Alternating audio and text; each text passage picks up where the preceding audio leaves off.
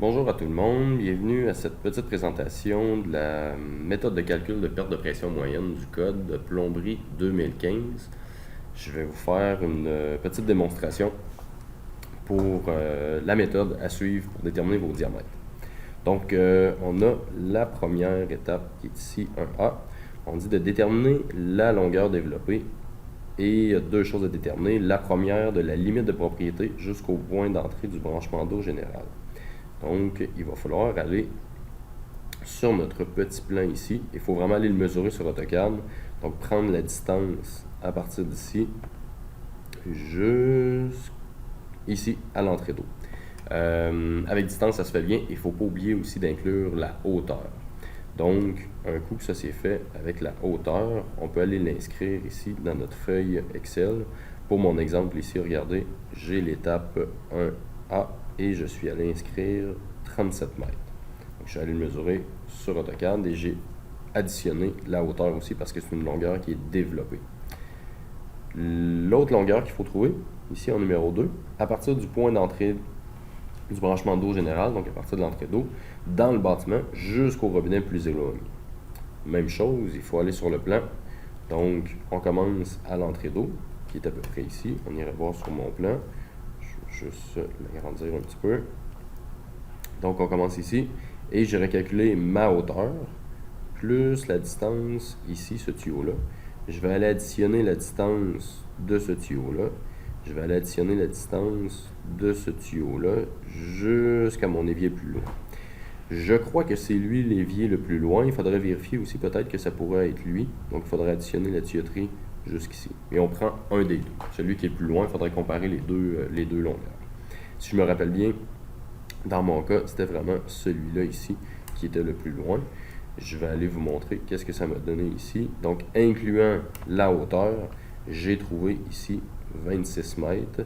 On le voit bien, c'est mon étape 1A et c'est le petit numéro 2 qui est ici. Ensuite, si je retourne dans mes étapes, les longueurs développées, c'est fait. On va aller à l'étape 1B. Maintenant, c'est des pressions. Donc, déterminer la pression statique minimale à la limite de propriété. On parle de prendre la pression minimale s'il y a des variations de pression. Je vous montre dans la feuille Excel qu'est-ce que ça donne ici. Donc, vous avez une petite flèche qui est reliée. Ça va être à vous à le déterminer ici. Donc, 1B, étant donné qu'il est en jaune. Habituellement, de base, dans les maisons, dans les bâtiments, ça rentre à 550 kPa. Si je vous précise d'autres choses, il va falloir l'ajuster là. Ensuite, on parle ici en 2 pour alimenter l'appareil le plus éloigné. Qu'est-ce qu'on prend ici? Regardez, je vous ai mis une petite étape ici, je vous l'ai réécrit. Et moi, j'ai décidé de prendre ici 100 kPa. Il y a des appareils qui consomment un petit peu moins que ça, mais je vous dirais le plus gros appareil, là, si on inclut lessiveuse, évier, peu importe, d'habitude 100 kPa, on est correct avec ça pour alimenter l'appareil le plus loin. Donc ça, c'est un standard ici qu'on va aller inscrire. Ensuite, on est rendu déjà à l'étape 1C, juste ici. Donc, déterminer les pertes de pression. Donc, il y a un petit calcul à faire ici. On dit les pertes attribuables à l'installation, soupape de l'arrêt de la ville, les coudes, les T. Donc, je vous ai marqué ça ici. C'est une notion que j'ai pris dans le code. Je vais le faire d'une autre couleur pour que ce soit plus clair. Ici, le 25 kPa. Donc, si je m'en viens voir ici, le 25 kPa, il est ici. Donc, pertes attribuables à l'installation. Après ça, on avait les pertes, le petit numéro 2 ici. Les pertes attribuables au compteur, au réducteur de pression, au dispositif anti-refoulement, au dispositif de traitement de l'eau et à tout autre dispositif. Dans le fond, c'est dans l'entrée d'eau. Donc, dans l'entrée d'eau ici, le code, il me fournissait un chiffre qui est ici 20 kPa. Fait que c'est ce que je suis allé inscrire juste ici, le 20 kPa. Et finalement, le troisième, qu'il faut aller calculer dans les pertes de pression, juste ici, le petit numéro 3, les pertes ou gains attribuables aux différences de hauteur. Ben là, il fait un petit calcul, il y a ça qui est à faire attention ici. On va aller tenir compte ici, il faut absolument aller tenir compte ici dans le 1C, juste ici, la différence de niveau entre le robinet le plus haut et l'entrée d'eau. Donc, il faut aller voir une coupe du bâtiment et aller voir à partir de mon entrée d'eau jusqu'à à quelle hauteur ma tuyauterie peut monter. Ici, j'ai juste un étage, donc j'ai pris 3,8 mètres. Fait que ce qu'il fait, c'est qu'il prend 3,8 mètres ici, multiplié par à peu près 10. Parce qu'on a à peu près une perte de pression de 10 kPa par mètre de hauteur. Donc, pour les pertes dues aux hauteurs, ça me donne un total de 38 kPa. Le petit calcul se fait automatiquement, il est entré dans votre fichier Excel. Ça, c'est pour les pertes de pression. Ensuite, ce qui devient intéressant, c'est ici, l'étape 1D. Déterminer le nombre de facteurs d'alimentation. Il va falloir aller voir le tableau 2632 A, B, C, D et prendre les valeurs totales. Moi, j'ai refait les tableaux. Donc, on va aller voir ça, le tableau 2632 qui est juste ici, 2632A. Donc, vous avez les appareils ici. Vous avez le diamètre minimal de la tuyauterie en alimentation, que je peux aller vous montrer. Il va correspondre à quel diamètre sur mon petit diagramme ici. Donc, le diamètre qu'on a vu tantôt, il va correspondre au diamètre qui est ici pour chaque appareil. Donc, la plupart des appareils, c'est une demi. À faire attention ici, dans mon cas, je ne les ai pas inscrits parce que j'ai ma petite note ici. Et regardez, la toilette a un diamètre de 1 pouce. Donc, il est à faire attention ici, je vais vous le montrer dans le tableau.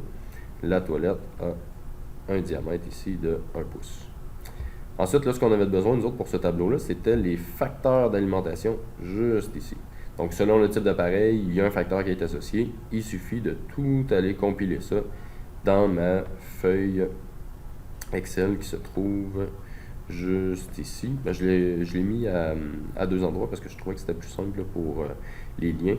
Donc, ici, vous voyez, j'ai ma quantité d'appareils, mes appareils, et j'ai trouvé tous les facteurs d'alimentation, et il faut trouver ensuite le total.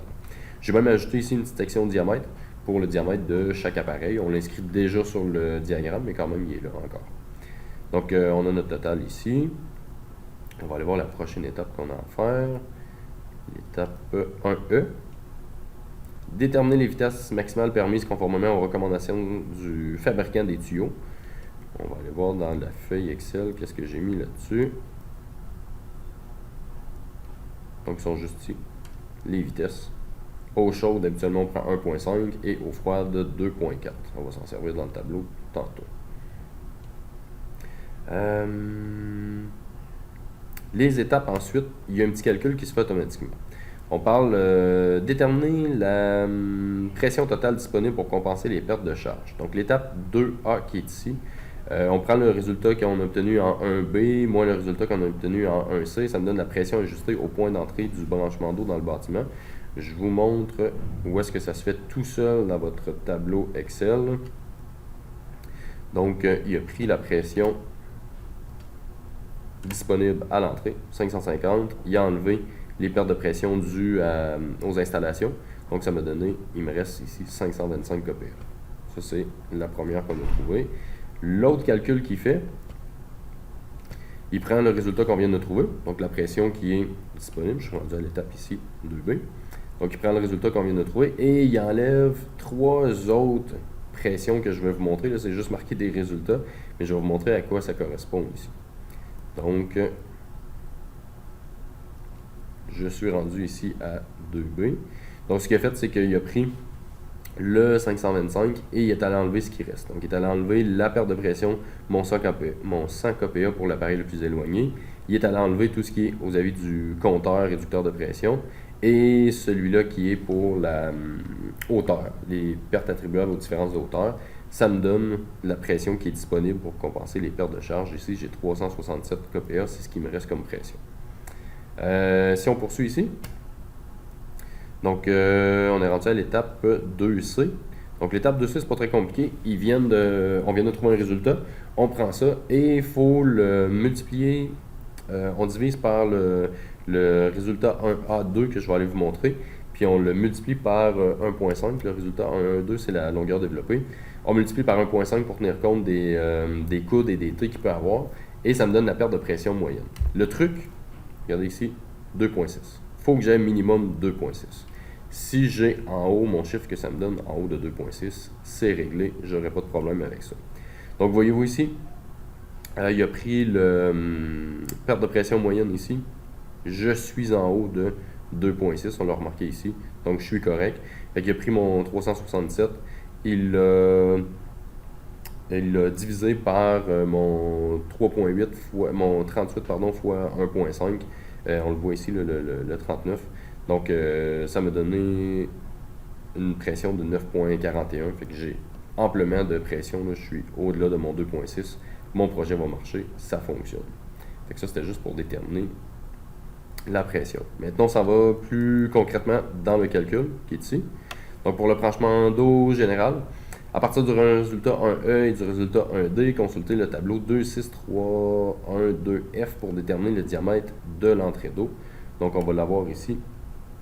Le diamètre de l'entrée d'eau, on va aller voir le tableau qui me mentionne. Il est juste ici. 26312F. Donc, il faut se fier par commencer aux vitesses. Donc, je suis en eau froide pour l'entrée d'eau 2.4. Je vais aller voir qu'est-ce que j'avais comme facteur. Je ne sais pas si vous le voyez bien ici. On avait 61.5 facteurs d'alimentation. Je vais aller voir ici.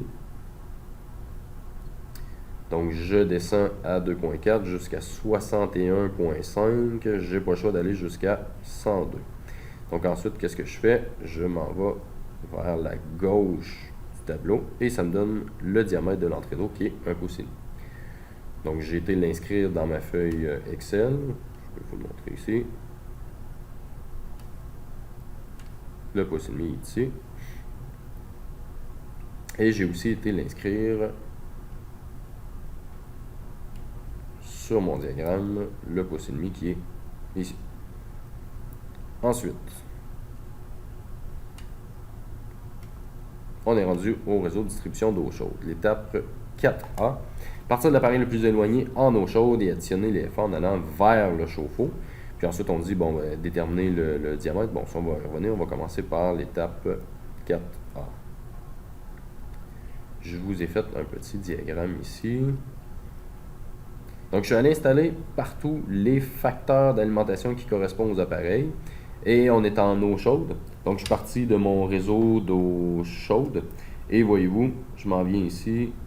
Oh, j'ai un évier qui vient s'y additionner. Donc, j'avais 4. Je viens additionner 4. C'est pour ça qu'ici, j'ai 8. Et vous comprenez le principe. Je continue comme ça jusqu'au chauffe-eau. Et j'obtiens ici, pour le total de l'eau chaude, 29. Qu'est-ce qu'on fait ensuite avec ces chiffres-là? Donc, c'est à l'étape 4B. 4B, déterminer le diamètre de chaque tuyau selon la vitesse du tuyau et le nombre de FA. Donc, à chaque fois qu'on a un chiffre ici, comme celui que je vous ai montré, le 8, j'irai voir dans mon tableau ici F, avec une vitesse de 1.5 parce que je suis en eau chaude. Et je vais aller voir par exemple avec 8, il faudrait que j'aille jusqu'à 9. Qu'est-ce que ça va me donner jusqu'à 9? J'ai un diamètre de 3 quarts. Fait que pour chaque chiffre, il faut que je vienne vérifier qu'est-ce que ça me donne comme diamètre. On avait le total qui était 29. Donc 29 ici, regardez, le total me donne 1 pouce et quart. Donc je l'ai inscrit, le pouce et quart juste ici. À la sortie du chauffe-eau, ça va me donner 1 pouce et quart. Et je suis allé inscrire tous les diamètres justement pour chaque chiffre que j'ai vérifié. Le 25, le 16, le 22, le 29. J'ai été inscrire les diamètres directement ici. Donc à la sortie du chauffe-eau, j'ai 1 pouce et quart, je continue pouce et quart, et après ça je tombe à 1 pouce. Et ici pour mon 8 que j'avais tantôt, je tombe à 3 quarts. Donc c'est la manière de fonctionner pour déterminer les diamètres pour l'eau chaude. Maintenant pour l'eau froide, même principe, partir de l'appareil le plus éloigné en eau froide et additionner les FA en allant vers l'entrée d'eau. Donc, j'ai fait le même principe, c'est juste que ici, maintenant, je suis en eau froide. Fait que je vais aller effacer ça. On pourra peut-être le faire en bleu. Donc, les chiffres restent les mêmes. Les facteurs d'alimentation restent les mêmes. Fait que voyez-vous, ici, j'ai juste 2 éviers. Donc, je suis resté avec 8. Par contre, la différence, c'est que, faites attention maintenant, il faut calculer aussi l'eau froide, donc les toilettes. Fait que les chiffres vont monter beaucoup plus vite. Là. Vous voyez ici ma ligne, j'ai 14, 18, je suis allé additionner ensuite la toilette, 28. Tout cette branche-là, 28 plus 8 me donnait 36, et ainsi de suite. Ils disent de se rendre jusqu'à la hauteur du chauffe-eau. Je vais vous le montrer, là, la prochaine étape. Ils disent à faire attention, l'étape 5B. À la hauteur du chauffe-eau, additionner les FA des appareils qui consomment uniquement J'insiste là-dessus. De l'eau chaude et des appareils dont la demande n'a pas encore été additionnée. Fait que si je vais voir sur mon petit diagramme ici, est-ce que j'ai des appareils qui consomment uniquement de l'eau chaude dans mon projet? Non, j'ai pas de lave-vaisselle, c'est pas mal le seul appareil qui consomme uniquement de l'eau chaude. Est-ce qu'il y a des appareils qui n'ont pas encore été calculés? Ça veut dire des appareils qui se trouvent de l'autre côté du chauffe-eau ici. Oui, il y a un appareil qui n'a pas été compté, c'est le RAE, mais il ne consomme pas d'eau chaude. Fait qu'ici, mon chauffe-eau, dans le fond, ça vaut 0. J'ai pas besoin d'en tenir compte. Fait que c'est pour ça, regardez, j'ai 59 ici facteurs. J'ai pas eu besoin d'aller additionner d'autres facteurs pour le chauffe-eau. Je suis encore à 59. L'étape 5C qu'on est rendu. Pour la section restante entre le chauffe-eau et l'entrée d'eau, additionner les FA, des appareils qui consomment uniquement de l'eau froide. Ben, c'est parfait, c'était en plein ça qui me reste ici. Il me reste un appareil qui consomme juste de l'eau froide. Donc j'ai fait 2.5 plus mon 59 me donne vraiment 61.5. Et ça permet de vérifier en même temps, est-ce que j'ai oublié des appareils? Il faut que j'arrive au même chiffre que j'ai trouvé ici, qui est 61.5. J'arrive au même chiffre, ça veut dire tous mes appareils sont corrects, j'ai fait une bonne compilation. Et ensuite, même principe que tantôt, déterminer le diamètre de chaque tuyau selon la vitesse du tuyau et le nombre de FA. Il faut que je retourne dans mon tableau, ici, 2, 6, 3, 2, F. Et maintenant, je suis de retour en eau froide. Je vais juste aller effacer ce qui avait été fait depuis le début. Donc, je suis de retour en eau froide 2.4. Donc, pour chaque tuyau aussi, je vais aller vérifier quel diamètre ça va me donner selon le nombre de FA. Donc, ici, je vais voir sur mon petit diagramme juste ici. Donc, c'est tous les chiffres, là. 4, 14, 18, 28, 36, 52, 55, 59. Je vais tout aller vérifier ces chiffres-là ici, là, 52, 55, 59. À chaque fois, qu'est-ce que ça me donne si, par exemple, je regarde avec 59, 55, qu'est-ce que ça me donne comme diamètre? Voyez-vous, j'avais 59, donc j'aurais pas le choix d'aller avec 102 ici. Je vais continuer, ça va rester 1,5 pouce. 55, je l'avais, j'ai pas le choix de rester avec 102. Donc ça va rester 1,5 pouce. Aussitôt que je descends en bas de 54, je vais pouvoir être à 1,25 pouce. Donc, j'ai tout été fait la compilation ici des chiffres. Il suffit que je les vérifie et j'ai été faire la compilation ici des diamètres. Donc, voyez-vous, la première partie ici, 1,5 pouce, 1,5 pouce, 1,5 pouce, 1,5 pouce. Ensuite, je suis descendu à 1,25 pouce de cette partie-là parce que j'ai un facteur d'alimentation qui est plus petit. Je suis descendu à 52. J'étais en bas ici le fameux chiffre qui est dans le tableau, c'était 54 si je me rappelle bien. Donc j'étais en bas. Je suis correct avec 1,25 pouce. Fait que c'est ça, il faut juste faire attention d'aller voir les diamètres partout. Juste par exemple, petite particularité ici, par exemple, si je m'approche pour vous montrer à faire attention, là, je vais juste l'effacer ici. Regardez, je suis à 28 ici. 28 facteurs, c'est la ligne qui s'en va alimenter toute la salle de bain, dont une toilette. La toilette, on sait déjà qu'elle est à 1 pouce ici de diamètre. C'est inscrit dans l'autre tableau avec les appareils. Donc, si je vais voir à 28, qu'est-ce qu'il me donne dans mon tableau ici? 28, on va juste aller se faire de la place parce que là, j'ai fait beaucoup de lignes. Donc, si je viens voir en eau froide à 28, voyez-vous, je vais aller voir à 30 ici. Je peux être à 1 pouce, ça fonctionne. C'est juste que si ça avait donné quelque chose ici d'en bas d'1 pouce, il faut faire attention. Normalement, ici, j'ai pas le choix de respecter le 1 pouce à cause de mon robinet. Fait que ça fait pas mal le tour pour le dimensionnement de l'alimentation en commercial. Fait que voyez-vous, il y a quand même plusieurs étapes, mais on le fait tranquillement, on respecte les étapes, on remplit la feuille Excel, on fait nos 2 diagrammes au propre et au brouillon. D'habitude, ça marche, ça fonctionne assez bien. Donc j'espère que cette vidéo-là va vous avoir été utile. Merci beaucoup.